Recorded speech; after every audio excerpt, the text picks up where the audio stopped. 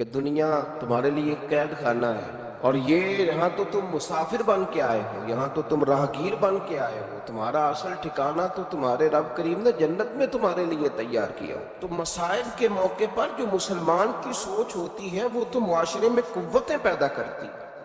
وہ تو ہمتیں تقسیم کرتی ہے، وہ تو ایک دوسرے کی ڈھارس بندھاتی ہے۔ قرآن مجید فرقان حمید سورہ تغابن کی آیت نمبر 11 میں اللہ کریم نے فرمایا ما اصاب من مصیبت الا باذن اللہ،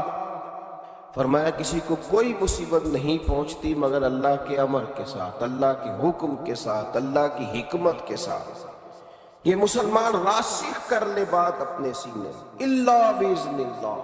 مصیبت نہیں پہنچتی مگر اللہ کی اذن کے ساتھ، اس کی حکمت کے ساتھ۔ اور فرمایا وَمَن يُؤْمِن بِاللَّهِ يَهْدِ قَلْبَهُ، فرمایا جو شخص اللہ پر ایمان رکھتا ہے اللہ اس کے دل کو ہدایت بخش دیتا ہے۔